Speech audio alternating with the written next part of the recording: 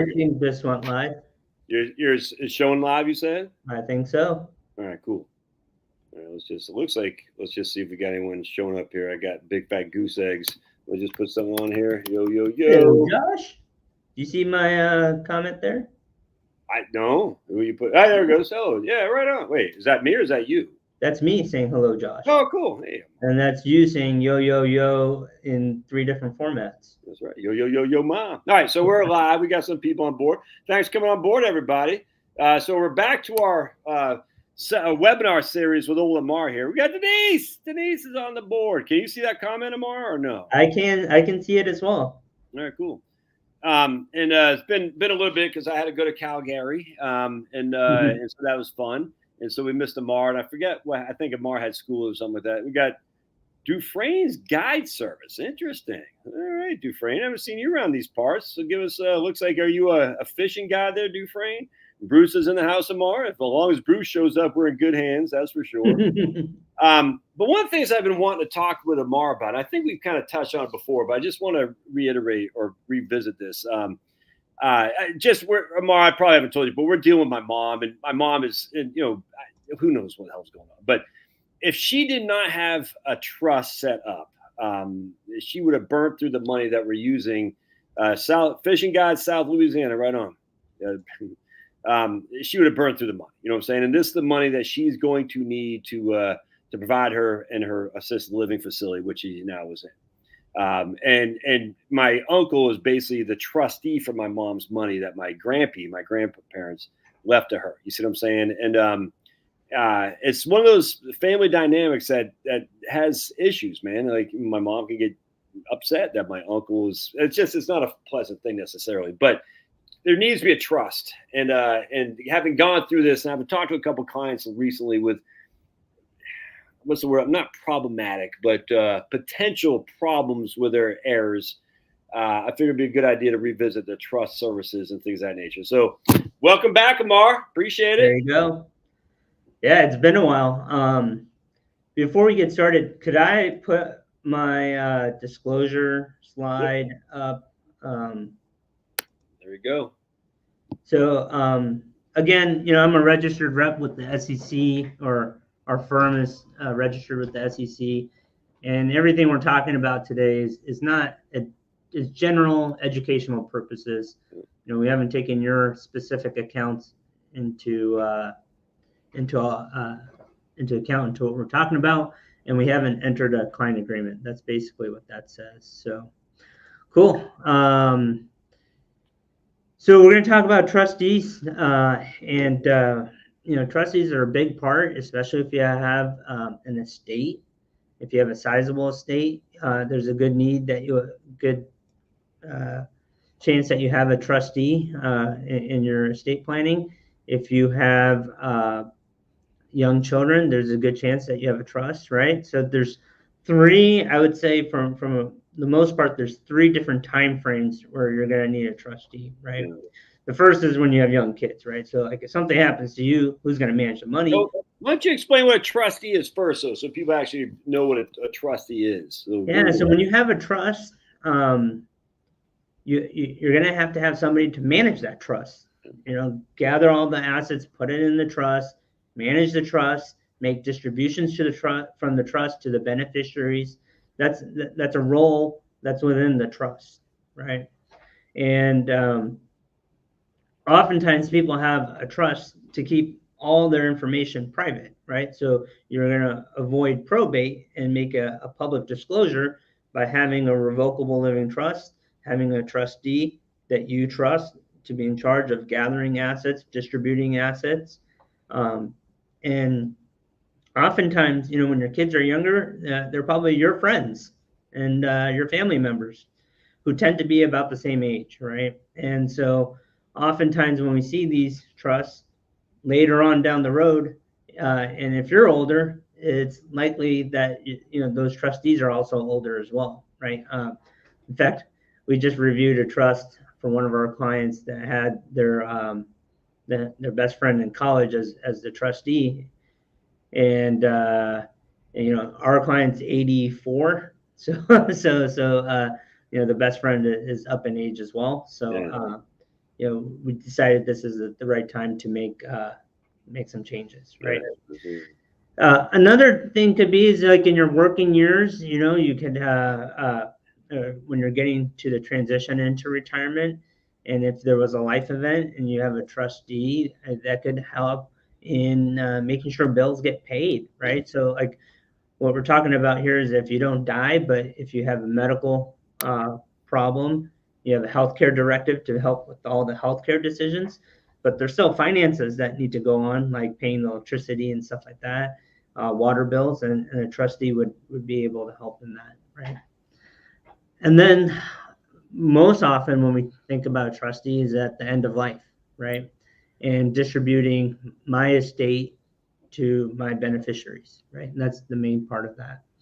And when we look at that, we oftentimes have to make 2 or 3 judgment calls, right? And so the first thing I want to focus on picking a trustee is what are some qualifications of a good trustee, right? Obviously, you're going to want to trust them, right? That's going to be paramount because they're the ones going to be in control of making those decisions. And we used to use a three question kind of filtering process. So one, do they have experience with dealing with your size of an estate, right? Like, so oftentimes you would see parents have their children as trustee of their trust, and maybe the children have never managed that amount of money in their life, right? They don't know what to do. They don't know who to lean on, right? So you got to have the experience, right? The other part is you got to have knowledge in the vehicles that you have investments in, or if you have businesses or rental property. Oftentimes we see, in a family, the one child is very involved with the family business, whatever it may be, and they're designated as trustee, right? But then that can potentially create some tension with the other children, right? Because the other children don't have that knowledge and know with all within the business aspect. And then the third thing that we look for is to make sure that they have time to be a trustee. Trustee is not like you do look at something once a month and you're done. No, it's a very involved process, especially in the beginning, right? We got to send letters to all the beneficiaries to say that there's been an event, that you're the trustee. Then you got to declare all the assets in the trust to the beneficiaries. Then there's this process that you have to go through, and sometimes it's hard working with the custodians to consolidate accounts and stuff like that because the titling could be different from account to account. So I don't want to think it's a free job, right? I mean, in fact, a lot of trusts will have a payment clause to the trustee, right? Whoever's serving. But in a larger sense, there are other options that are outside somebody that you would normally pick as a family member or a trusted friend, and those are what are called corporate trustees. There's also private fiduciaries, and both of these options have pros and cons, right? In the private fiduciary space, you're hiring somebody that's been licensed with your specific state to serve as trustee, and that person is billing the overall estate. And so they have a fiduciary to do the right thing. They probably charge hourly or a flat fee. Sometimes private fiduciaries in court cases where the families can't agree, the judge will just hire a private fiduciary and go down a list and help make distribution needs from a trust. Yep. The second option was really looking at corporate trustees, right? So corporate trustees come in many different flavors. Typically, it's the banks and it is financial firms, right? So some of the pros and cons could be, well, like with banks, you probably bank with the same bank for a while and you can have that relationship. Sometimes banks have won't handle specific assets. So if you have a house, they'll turn around and sell it, and regardless, and put it into the assets into their products that they manufacture, right? Like they have they create their own products, right? So they have CDs or whatever investments that they make money on. So sometimes there's a double dip there. And then on the financial side, Fidelity and Schwab can serve as a corporate trustee. Merrill Lynch's, all those firms. Um, in Fidelity and Schwab's in the independent side, kind of what we do is that we can partner with Fidelity and Schwab. So you have the backing of Fidelity and Schwab to do all the trustee stuff, like tax returns, letters, everything else like that, and making distributions.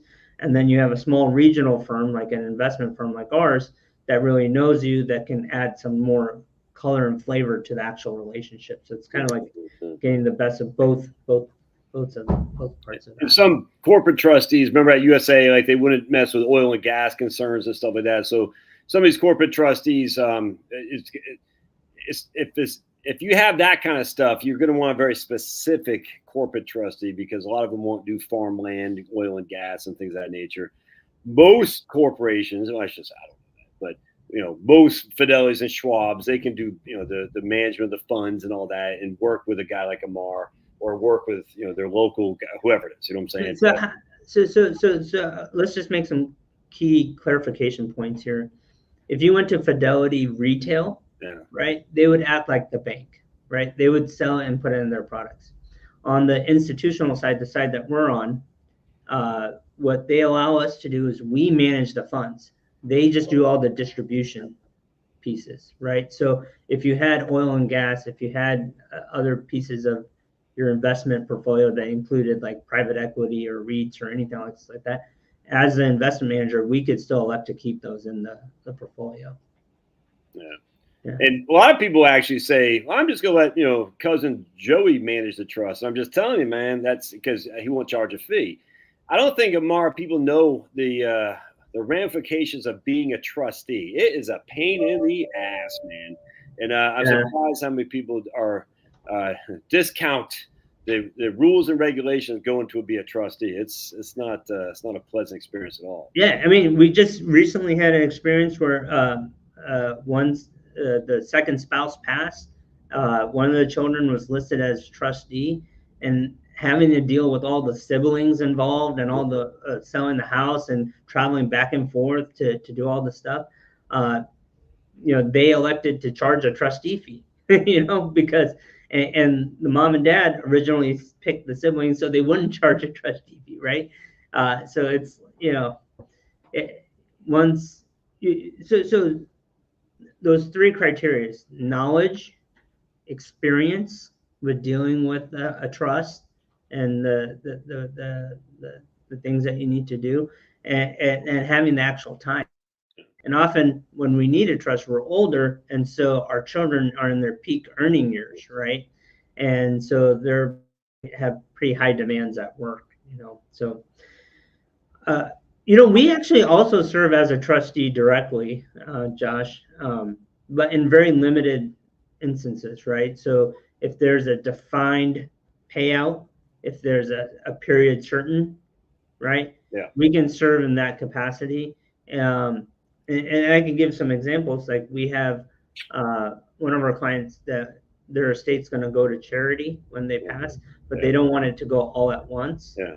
Right. So we're serving as trustee to move the funds from what they have into like an endowment type program, and we'll serve as trustee for that. And it's paying over 5 years. Okay. Right. So it's something that's very defined. To be exhausted within 5 years. Yeah. Yeah. We won't take on a trustee relationship that's in perpetuity. Right. Whereas Schwab and Fidelity, right, exactly. Schwab is a corporate entity. That's the difference. Schwab actually literally has, if Joey Schwab dies, there's Sammy to come up behind him. You know what I mean? Yeah.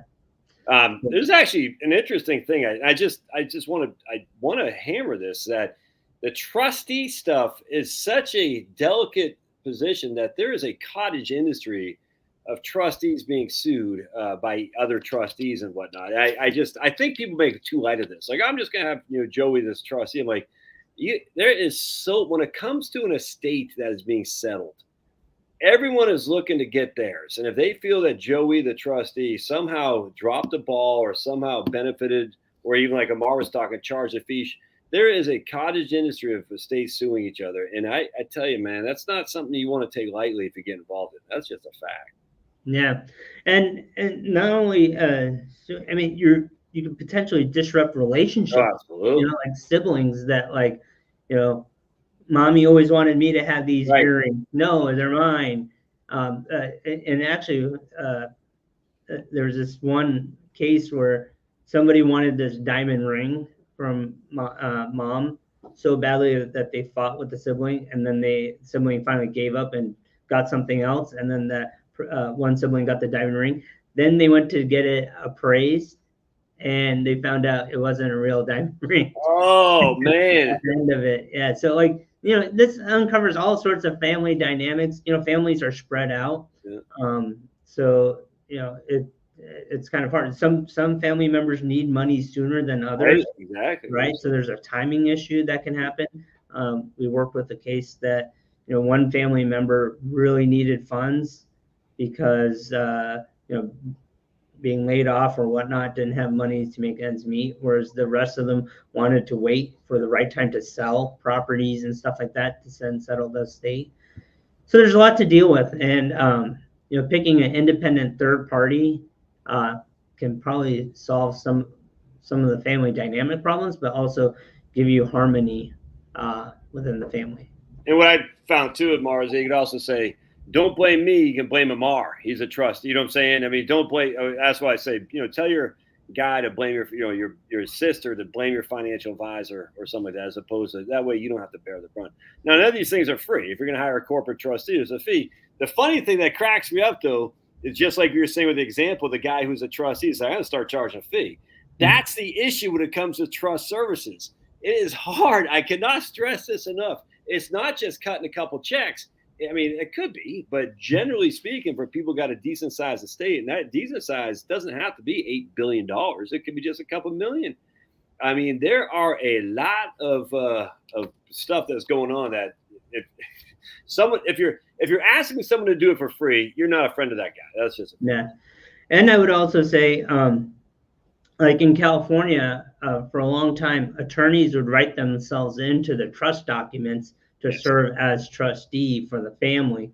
And then what they would then do, take up to the probate code maximum that you could take and bill that, which, I think is roughly like 2% of whatever assets are, which is way more expensive than, so there's a conflict of interest there. So in California now, attorneys can't serve as trustee on a person's trust and take compensation, right? So they're either going to serve as an attorney and help you with the legal docs to transition, or they're going to serve as a trustee. They can't serve as both and get compensation from both parts of that. So that's changed in California, but it's not changed everywhere, right? And so I guarantee it's Yeah. not. That's a good. I mean, because we have many attorneys whose whole they have their whole retirement plan is building up estate plan probates. You know what I'm saying? It's like, hey, we got these. I'm going to do some basic wills and stuff, and then when the time to settle the will, they'll come to me to probate the estate. All right, so before we get some questions, Amar, we got some questions. When do you think who would you say, a couple examples of who would need a trust more than anything, a corporate trustee, more so than just a trust? Because a trust is, we can talk all day long about the benefits. Yeah. So a corporate trustee, I think there's really like several examples. One, you have family dynamic issues that you want to just keep out of the financial picture, right? So that's probably number one. Number two is that you have some sort of private asset or a large estate or a business that there needs a little bit more attention to in terms of liquidation, right? And then number three is really on the beneficiary side, right? If you have a assets that you're not going to give outright, right? So if you have beneficiaries that you want to hold assets in trust for, right, a corporate trustee probably makes more sense, because the reason you're holding it in trust is because you love your son or daughter or whoever it is that's inheriting the funds, and you want to protect them. And to protect them, having independent, neutral, third-party trustee gives them a little bit more of those protections, right? They're not in control of the funds in their trust, right? And so in those cases, a corporate trustee tends to make more sense as well. Yeah, 100%. All right, so let's see what kind of questions we have here. Denise says, so without children, my spouse and I cannot just be the trustees ourselves. Oh, you absolutely Yes, you absolutely can. So in Denise's question, I would say, what happens to both of you, right? Or what happens to one spouse that's unable to serve as trustee? So oftentimes you have husband and wife. Let's just say husband passes first. So the wife is the sole trustee. But what happens when that sole trustee starts to have diminished capacity, number one, or number two, passes? You need to have, I would say, layers or like a backstop. So in Denise's question, I would say, yes, you and your husband or spouse should both be the primary trustees. But then you should have a successor trustee. Exactly. And then you may want to have a backstop, being a corporate trustee or outright distribution or something that's listed in there. I'm actually stunned how many people, when they have a living trust set up, and a lot of them are not funded, and a lot of them will leave their IRAs living trust. And I just, I always say, who's your successor trustee? And they're like, well, they just don't know. It's okay. It's okay. Yeah. They drew a trust up when their children were infants, basically. Now 30 years have gone by, and successor trustees. So basically, Denise, and we'll just say her husband's named Bob. So Denise and Bob, and they've now Denise, Bob dies. Denise is incapacitated. Who's there to help Denise? That's what a successor trustee role would do. And a power of attorney, we talked about that before as well. But all these things play together. We don't just pull this out of the air to show you guys like, oh man, you need this to generate fees. I mean, this stuff plays a role. Incapacity is a big flipping deal. And even if you don't have children, there is a chance that Denise could be incapacitated when old Bob is dead. And if that happens, who comes up there? I mean, it's literally what we're dealing with my mom. And she's not all that incapacitated, but she's brain mostly fine. But it's a pain in the ass trying to cancel cable bills from Georgia. She's in Virginia. It's trying to cancel cable bills, all this other crap that we're trying to cancel. It freaking sucks, dude. And it's just like, fun guy who doesn't like to have fun. He says, if you have beneficiaries, contingent beneficiaries, or bank accounts and IRAs, and a transfer on death deed for your house, is there a need for a trust at that point? There could be. What Amar? I mean, it's all. Yeah, I mean, send it easily without probate doesn't mean there's no need for a trust. I just want to be very clear there. A trust is more than just avoiding probate. So go ahead. Yeah, and I would just say, going back to your example with Denise, is that when you have incapacity, even if you have this TOD beneficiaries and stuff like that, those individuals can't access those funds, right, to help pay you the bills, and so. Healthcare directives or other documents that are part of trust, power of attorney, stuff like that could, probably help round this out a little bit more. But yeah, I would say for the most part, the need for a trust is maybe not at death, but at incapacity. And you also got, remember, it's more to just estate planning than death, like Amar was saying. But also you have to look at death and say, who gets the money? Do I trust these people to manage the money I leave to them in a diligent, manner, or are they going to sniff it up their nose? I mean, you are not doing your, cousin Johnny any good if he's a crackhead. You're going to give him $100,000. You're going to kill the guy. So that's what a trust can do, is managing the estate from the grave. And you might not need cousin Johnny to be managed, but you might. And don't just look at a trust as solving the dilemma of passing the assets via probate or not. It's more to that for sure. Because like you said, Fun Guy, you can pass assets without going through probate in many different ways without needing a trust for sure. And I also think that, if you're going to leave it in trust for that individual, right, the individual's going to need, their sphere of influence is people just like that, right? And so they're going to need somebody to help them make better financial decisions once this trust starts distributing money to that individual, right? I agree more. Absolutely. So that relationship there is something that you're kind of I wouldn't say forcing, but is you're requiring in terms of getting distributions from that trust, right? Or say, we'll say Missy's married to a scumbag, saying like a guy who likes the I don't know, the freaking Florida Panthers or something like that, or he likes to live in San Diego.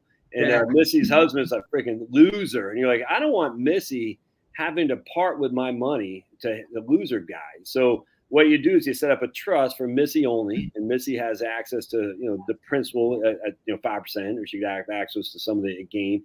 Whatever you want, you can set up, but that way she doesn't jointly make this money owned, if that makes sense. A lot of spouses will say, I'm just going to name it Missy and Scumbag and make a joint account. If his joint account's done, you can't do anything about it. If she the number one thing that we see that when individuals inherit money is they put it in their joint account. 100%.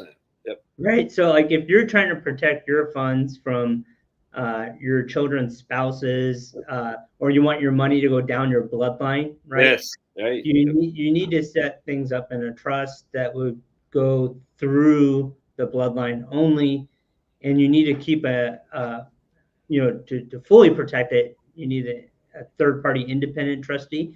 You can name your child as a trustee of their trust, if even if they're good with money, but then you need to give them the option that they can remove themselves and hire a corporate trustee. And that's really just to get more protection in those life events where there could be divorce, like debt liability, or a lawsuit, or anything else like that, to remove that relationship to the trust. Won't most financial advisors provide a fiduciary service? We're having trouble finding a professional trustee for a estate worth under $1 million. The drawback, if your estate's too small, I hate to say this, FS Anderson, but there's a lot more liability to be a trustee than would be worth to getting the fees off an estate that has less than $1 million. It's just that simple. A lot of trust services don't want to provide you that. It'd be simply because they're like, man, I'm going to charge you 1% on $1 million. That's $1,000 or $10,000 a year. But that's the liability to me if I screw this up is quite high. So any thoughts on that, Amar? Less than I mean, so most financial advisors or trust attorneys provide fiduciary service. Yes. I would say most advisors have the capacity to provide these type of services. Are they experienced and knowledgeable in that? And I would say no, right? Because if you look at the bulk of financial advisors, they're working on the accumulation and distribution stages of saving up money and spending it down in retirement. Very few advisors focus on this end of life piece, right? And so you have to have experience with that. And so some of them, just outsource it to a third party, right? And if you have questions, we can help. Like, I mean, we serve as trustees for a number of states that are under $1 million because they're spending all their money, they're enjoying life, right? And so they expect to have a really small balance, and they just want an outright distribution, right? That's something that Fidelity, us, Schwab, we can handle. So that's what I'm saying is a lot of people won't, but that doesn't mean no one's going to manage a trust that has under $1 million. You just got to find the right guy. So just email Amar. I can't say I don't know Amar. What are you doing? I can't say that. But don't email Amar. Say I'm not going to email Amar. But find someone who can do that for you. Yeah. All right. So Amar, I'd like to use my niece to settle our estate, but she's in another state. Is that a problem? Well, I mean, like you should ask your niece, would that be a problem? Because logistically, I'm assuming Penelope was that your niece is going to have to travel to help sell your house, right? Settle your bank accounts, unless if you bank with a credit union or a local bank, you would have to probably most likely do that in person. But if you're like with I don't know, Chase or whatever, and they have branches everywhere, I'm sure you can do that. And so we see this with a couple of clients that they've chosen family members in other states. It's not really a problem. It's just more of like your niece is going to have to travel more to help. And does she have that time to travel when she has her career or anything else like that, right? Sometimes more than just a one-shot deal for probate. So if you go to Harrisonburg, Virginia, to Rockham County to probate the estate, but she lives in San Diego. Sometimes she's got to go back multiple times, which is kind of a hassle for sure. Yeah. And I guess like if you're on the East Coast, the states are relatively close to each other, right?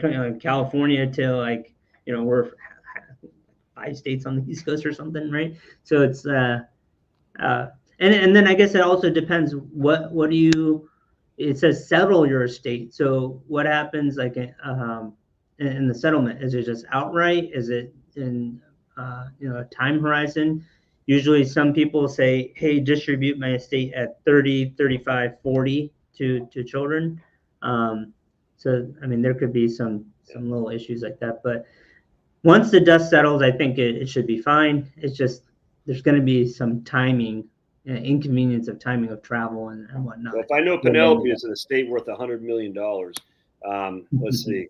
LJS in Washington, a very pretty lady. She says, if you appoint a trusted business manager to manage trust valued at $3 to $4 million, what can you expect to pay them?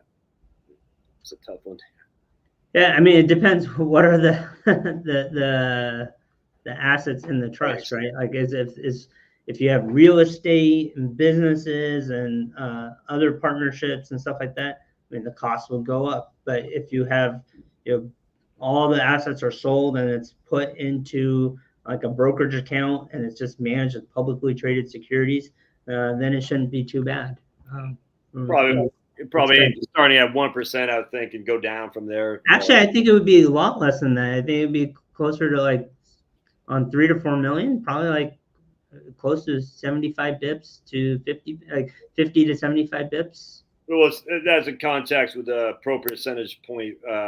Pay. So I just 0.5 to 0.75. Yeah, what I'm saying. It depends on the size of the estate, but basically the 1% is always a good place to start to say, hey, my estate's worth $1 million. I'll probably take 10,000.